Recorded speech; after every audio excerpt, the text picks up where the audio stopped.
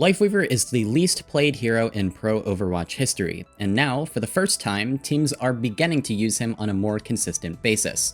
Lifeweaver hasn't created a new meta though, and this is a strategy that only certain teams seem to be utilizing.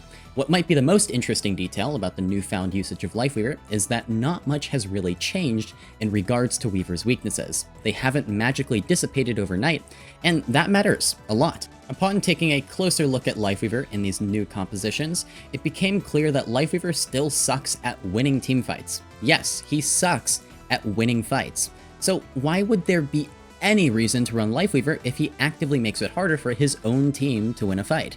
Well, let's talk about that. Lifeweaver sucks at winning fights, but he's good at one thing, and that is prolonging fights. So if you're running a Lifeweaver composition, yeah, you're most likely going to lose that fight, but you can also make that fight last for a really long time. This is the key that can make Lifeweaver an incredibly annoying and valuable asset in defensive situations. It's not about winning the fight, it's about how much time you can take off the clock. And when Lifeweaver does win fights, a lot of the time he wins them because the enemy team gets impatient. Weaver most literally rage baits his opponent into losing the fight because of how annoyingly long it can take to clear angles and deal with a Weaver composition. Lifeweaver falls under the main support hero pool, so the main support player for the team is almost always the player who will run the Weaver. To put it very simply, the player who most often plays Brig, Lucio, and Mercy for a professional team will also be the Lifeweaver player. He is most often paired with Baptiste, but can also be paired with a few other flex support heroes. If you want to learn which heroes are flex and main support, and why, I have a video on that. It doesn't cover Weaver since he hasn't been relevant yet, but I think it does a decent job of teaching the basics. The majority of Lifeweaver appearances have been on Circuit Royale, an escort map that is great for Lifeweaver on defense, especially on the first point. This is because of the longer sightlines that allow Weaver to play farther from the fight, making it more difficult for the attacking team to reach him. In this video, I want to look at the best Lifeweaver team, Geekay Esports, and how they full-held Team Liquid on this first point. But we will also look at Geekay's attack, where they almost lost, to show how Lifeweaver's strength, prolonging fights, can be used against him. In this match against Liquid, Geekay got off to a rough start, losing Ilios, which was their map pick. Geekay got the chance to pick the first map again, since they lost, so they decide on Circuit Royale, and then they ban Kiriko. This ban helps get rid of Liquid's Kiriko double flex backlines, such as Kiriko Juno and Kiriko Ana, and it also protects Lifeweaver from getting banned. OWCS bans work a bit differently than in-game bans. The second team to ban cannot ban any hero from the same role as the first hero banned, so Liquid cannot ban a support, and that includes Lifeweaver. Liquid decide to ban Sigma. Why? Honestly, I'm not sure. Sigma isn't very strong right now, and I don't feel he synergizes the best with Lifeweaver either. He used to be played on Circuit Royale relatively often, but he almost always gets outclassed by Diva Brawl comps and Ram Brawl comps in the current day, so he's much less relevant. Also, Liquid will be starting on attack while Geekay start on defense. Now, let's piece together Geekay's composition and how it's played. The Lifeweaver and Cassidy are a two-man team that will work together to control the left side of the choke point. The Cass acts as an effective form of protection for the Weaver, and the Weaver is also pretty good at pocketing Cassidy to allow him to get close to targets and secure kills. Lifeweaver just outputs a lot of healing and can potentially bail Cassidy out with petals or pulls. The other two-man team will be Hazard and Baptiste, who control the right side high ground. This is the key to this specific first point hold. The Baptiste will play from this position and pretty much pocket the Hazard, and if Baptiste is ever in trouble, he can get pulled and saved by Lifeweaver. The existence of these two separate teams on these separate angles will make it very difficult for the opposition, Team Liquid, to walk through the main choke. Liquid will also have to decide which of the teams or the little squads they want to attack, which can be confusing and overwhelming in some instances. There is a correct answer as to which two-man team Liquid should focus on though, and we'll get to that. The final component of this composition is the Sombra. She's a mobile piece in this composition that can assist and strengthen either of the two-man teams. She isn't really here to flank or kill the backline of Liquid unless she can, and she really won't be diving much at all. The Sombra's primary focus is simply protecting whichever team is attacked by Liquid through effective hacks and damage. That's it. That's the whole setup. So let's get straight into it. The round starts off with Liquid running an Orisa composition that almost entirely plays into ranged damage, which, funny enough, is probably the worst possible composition they could have gone with, at least with the support and DPS picks. Lethal on Cass wraps around the left room and somehow catches Zira completely off guard, even though Lethal had already given away his position while standing on Petal only a moment before. This kill pretty much instantly won the fight for Geekay. Infected ended up stranded and eventually dead inside the right enclosed room, which forced a full reset. Zira thankfully swaps off of Sojourn and goes to Genji, while Rootball goes Juno, so Liquid have a bit more ability to brawl, but the composition still isn't great at brawling, especially with the Illari, which is a problem. One of the reasons this hold worked so well this time around was because Liquid took way too long to realize their win condition. So let's very quickly look at how this hold has been broken in the past. This example comes from the match between Al-Qudsiya and 1DIT versus 100 Gorillas. Yes, that is their actual team name during this match. Al-Qudsiya are the best team in EMEA right now, and they decide to run the Lifeweaver strat. Same BAP setup, only with a Ramatra instead of a Hazard on the right side high ground. What 1DIT versus 100 Gorillas do is they only send Dip to pressure the Lifeweaver, and in this case Freya, while the rest of the team, the Brig, Juno, Ramatra, and Freya, all push Al-Qudsiya's Ramatra Baptiste squad. The pressure was too much, and Kelix was forced to pull Landon's Baptiste away. Once the Baptiste was pulled, Ziad on Ramatra was isolated and taken out. Even if Ziad were able to live here, the angles were still broken, and Al-Qudsiya would be forced back to the next corner. So basically, for Liquid to win here, they should probably run Brig Juno, and put most, if not all of their resources towards forcing Admiral's Lifeweaver to pull Ultraviolet's Baptiste. I don't even think you need to send Zira's Genji to attack the Lifeweaver in Cassidy, just focus on clearing the Baptiste and Hazard first, and then you can go from there. Brig, Juno, Orisa, Genji, Freya, 5 players, should be able to win a brawl against a Hazard and a Baptiste, and maybe a Sombra that can come to help out, which is only 3 players. Once the Hazard and Baptiste vacate, Team Liquid can progress. So basically, that Cassidy and Lifeweaver, yeah, they're bait. The best possible situation for Geekay is if Liquid completely ignore the Baptiste and go directly for the Weaver and the Cassidy, and that's exactly what happens here. For fight number 2, the initial target is Lethal's Cassidy, with Infected on Orisa pushing through the room while Zira's Genji dashes directly through Lethal's Cass, forcing Admiral to pull him to safety. Liquid's frontline have used all of their resources now, so Geekay can fight back and punish this overextension. W Maimon hacks Zira and Lethal swings the corner, taking him out. W Maimon then hacks Infected's Orisa, and with that, Liquid's push completely fails. The worst thing that you can do against a Lifeweaver composition is play too quickly and get impatient. Liquid repeatedly do this and fail to clear angles, and I'm gonna call them out on it. This time, Infected decides to try and clear the high ground, something he really should have done last fight, but the execution isn't great, and Liquid are still on Illari for some reason. Infected walks into the room and Kuffa's Hazard then traps him with the wall and then pulls the most devious body block I've seen this season to prevent Infected from escaping, resulting in an early pick. This should never happen, but it happened. It did in fact happen. If you were wondering where Infected's team was, Zira's Genji and Vega's Illari were split, trying to contest the Cassidy and Lifeweaver, the bait. The problem is that this will literally go nowhere. All Zira and Vega can do is build ult charge by doing this. They won't actually be able to secure a kill or clear this angle, since Lethal and Admiral can just continually back up, and Vega and Zira cannot chase. Well, Zira does actually get a kill because he's a pretty damn good Genji, but he gets traded out shortly after, so it doesn't actually result in anything. Even if Zira theoretically survives after killing Lethal, that still doesn't change the fact that Ultraviolet and Kuffa are sitting uncontested on an angle. Killing Lethal simply doesn't bring Liquid much closer to actually breaking this hold. For the next fight, Liquid actually make the correct decision and primarily focus on clearing the Baptiste first.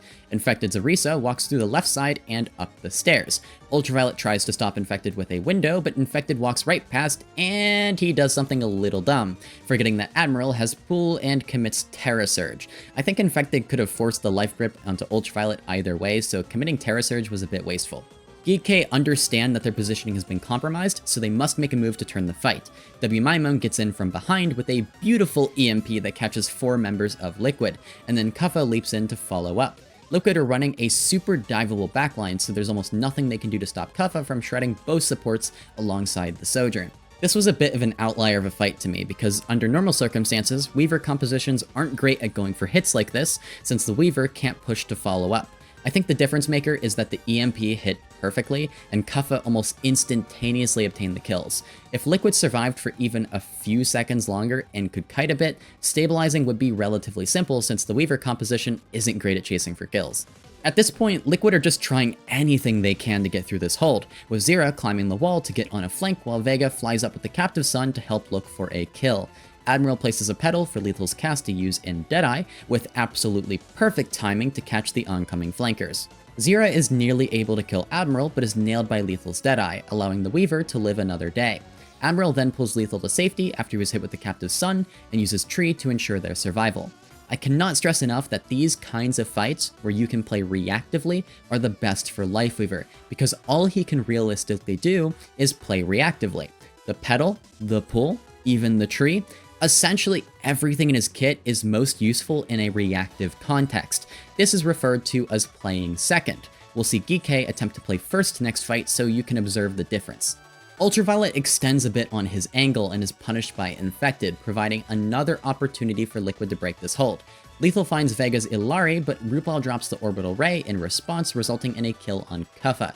Team Liquid finally clean things up and break the angled hold, but they've used up nearly all of their time and must win this next fight. W Maimon has a strong opening this fight, breaking Vega's ankles and solo killing him before Liquid could react, but Kuffa feeds like crazy afterwards, cancelling out that kill. Now here, Geekay, and more specifically Kuffa, attempted to play first in this fight. To make this easy to understand, and to oversimplify a bit, the first team to swing while playing over a corner is the team that is playing first. See this corner when you're looking at Admiral's POV? That is the corner for our example here, and you can see Kuffa push past it, setting the tempo in this fight. He is swinging that corner. To make this even easier to understand, the team that is playing first is often the team that uses an ultimate first. This is not always the case, but is a good rule of thumb. I think it's also important to remember that both teams can play first at the same exact time and attempt to swing, and that can happen. Now, Lifeweaver compositions do not like playing first. Why? Because Lifeweaver is really bad at swinging corners, and his utility isn't useful in an aggressive context. Pedal is only good for backing up and defending a player, and doesn't help a player horizontally move toward the enemy team or swing a corner. Pull can only pull players back to the corner, not help them swing or finish kills. Even Lifeweaver's Tree is just a stationary ultimate, so it's great to hold down your side of the corner if the enemy team swings at you, but trying to throw it at the enemy team and run at them isn't as easy or even impossible. So, TLDR, Kuffa tried to play first, but Admiral's Lifeweaver is set up, as he should be, to play second. The positioning of the backline is the most important. If the backline isn't ready to swing the corner, the line of sight to the tank will be broken. This is exactly why Kuffa explodes. If you want to know what a team is going to do next, look at the positioning of their backline. If their backline is pretty far back, then that team cannot play first without feeding. If the backline is further forward, closer to the corner, that means that that team probably wants to play first. I call this posture since it is positioning that indicates the next move that a team will likely make. Okay, enough technical speak, because this fight actually isn't lost for Geekay just yet. Kuffa's Panic Downpour managed to hit Zira, pretty much by pure luck, and Lethal finishes the kill, removing Liquid's Dragon Blade from the fight. Geekay push off of this with Ultraviolet's Window, and Admiral also bails Lethal out. When Infected goes for a Terra Surge, Admiral is able to throw the pedal under him and send him flying into the sky. A fun, flashy play that unfortunately didn't manage to save Lethal. This did buy enough time though for Kuffa to return and for Geekay to close their defense out in a full hold. And that blade looking rather dull as Team Liquid unable to cap that first point. As Geekay prove they truly are the kings of Circuit Royale. It's a full hold with Lifeweaver. Huh. I think that angled hold, where you have the two set angles and it splits attention, I think it works then. If you're just in a straight line If you're enjoying this video and want to see more, the most that you can do is leave a comment and subscribe. Engagement helps me a ton and the support means so much, especially since I don't have sponsors for these videos. Consider becoming a member to get early access to some of these videos, since that helps keep my videos sponsor free. And make sure to check out my Twitch, where I'm live right now when this video drops with an OWCS co-stream. Thank you! Now, in the title of this video, I mentioned how Geekay almost lost this map. This is the part of the video where you'll see exactly why Lifeweaver hasn't been played for the longest time, and why he'll probably stay situational most of the time, and maybe forever. When you're defending, the longer a fight goes on, the more it benefits you, since you are draining the clock. But when you're attacking, the opposite is true. You want to win fights faster, and you don't want fights to draw out too long. And what is Lifeweaver really good at? Extending fights. What is Lifeweaver not good at?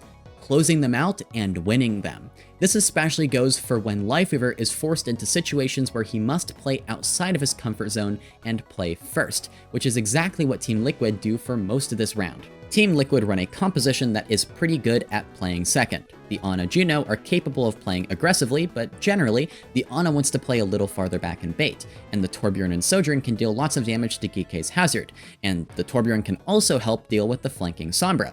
All Infected needs to do on Orisa is hold down the corner and play slow. Liquid don't mind if this fight lasts a while, and if Geekay get impatient and the Lifeweaver pushes too far forward, Liquid can force a brawl and they're likely to win. We are going to look at a lot of this round from Admiral's point of view, since that will help you get an idea of how uncomfortable this really is for Lifeweaver. Geekay realized that Liquid aren't going to push them, so Geekay will have to swing around the corner and take the fight first. After around 15 seconds, Kuffa goes for a setup jump to swing the corner wide. Maimon hacks Infected. The idea is to force Infected away to get a bit of cart progress. Unfortunately, this doesn't get Geekay far. Infected pretty easily survives, and Tree finds a nice railgun headshot onto Maimon. Admiral's Weaver is able to pull lethal to safety, but this doesn't really help Geekay find a trade for their lost member. It only prevents another death from occurring.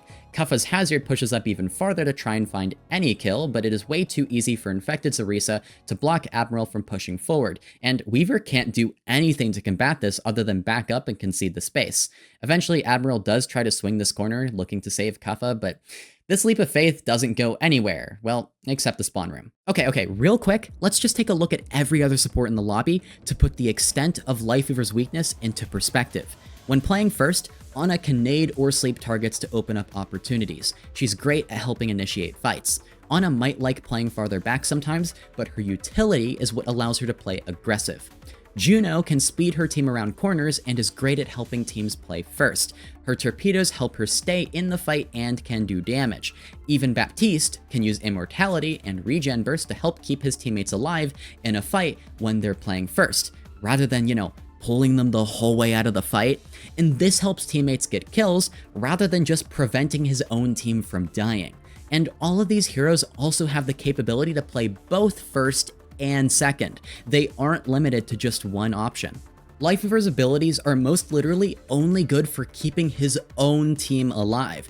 This is great for punishing an opponent, pushing into a Weaver composition, and for playing second, but what can Weaver really do to help his team get kills aggressively? He can help them get second chances by pulling them the whole way out and letting them try all over again, but other supports can just help them finish the kill or keep them alive while they're in the fight, which is arguably much more valuable, especially on offense where long drawn-out fights hurt more than help. Supports are called supports and not healers for a reason. The next fight, we will see one of the rare examples of how one of Weaver's abilities can be used aggressively, kind of. Admiral throws a pedal down for lethal who uses Deadeye. I still believe that speed Deadeyes are more effective because, they move, but this raised Deadeye can still catch players off guard and zone pretty well, and in this case it isolated Zera's Torbjorn, and he couldn't move away from his position due to the Deadeye. After Zera's death, Team Liquid must look for trades, and Infected rushes right in there ready to brawl with Geekay who have swung the corner. Liquid's ult rotation is stronger. Nano and Orbital Ray are much stronger than Tree and Window, and although Admiral can use his Tree defensively here, it doesn't stop the freight train of an Orisa looking to Terra Surge his Baptiste. In this case, the Terra Surge for Pool was a fair trade since it essentially cancelled out Tree. Also, Kuffa jumped in aggressively to use Downpour, but of course nobody on Geekay can follow up because the Lifeweaver composition's signature move is the S key, so Kuffa is, left alone to die. And I do think the overclock from Tree was a slight overreaction, but that was the only ultimate that was misused from Team Liquid. Both teams used 4 ultimates. Geekay continue to poke at this corner to build ultimates while waiting for Kuffa to return. WMaimon goes for a hyper-aggressive dash in, and Admiral pulls him back. Honestly, I think this pull was called by WMaimon and he planned on getting pulled, since that dash would have been silly otherwise. Geekay go through their slow, angled developing process again while they swing out wide. The Lifeweaver always a little behind since he can't follow the core of the team directly. The cart has reached the next corner, but that's still yet another that Geekay will have to slowly and strategically push. Well, unless Liquid do something stupid, that is. The move to open this fight comes from WMaimon, who goes for a hyper-aggressive blade that finds Rootball, but Kuffa, who swung the corner to assist, was under too much pressure and was traded out. When trying to swing a corner, Geekay are pretty much playing a 4v5, with the Lifeweaver so far back. Yeah, you have healing, but in terms of actual aggressive pressure, it's pretty much a 4v5, maybe a 4.5v5 if you want to be generous. Liquid, you know, they already won this fight. The tank for Geekay is dead, but Liquid do the dumbest possible thing and become overconfident, swinging out and wasting a bunch of their key cooldowns to try and chase Geekay. Quick tip, do not chase Lifeweaver comps for the kill. The only thing they are good at is pressing the S key and living. So let them press it and chill unless you have an ultimate or something else that allows you to truly commit. Infected seriously uses his javelin spin to run directly at Geekay, does a minuscule amount of damage, and has his Fortify forced, leaving him without it for the next 12 seconds. Tree swings the corner without thinking, gets rightfully punished by the Petal Deadeye, and then finished off by WMaimon's Genji. Infected then panics and goes for the Terra Surge, only to be raised to the heavens once again. And after that, it was game over for Liquid. They played every fight near perfect using the Lifeweaver strengths against him, but it only took one instance of over-aggression to be punished by the most reactive composition in the entire game. Sting with a kill onto Tree, a Terra Surge, lifted up into the sky, big platform from Admiral. That Terra Surge got absolutely nothing, and Geekay, they made it look close, but was it ever really? As they take Circuit Royale and they tie this series up. A couple of insane platforms at the end there by Admiral, Johnny.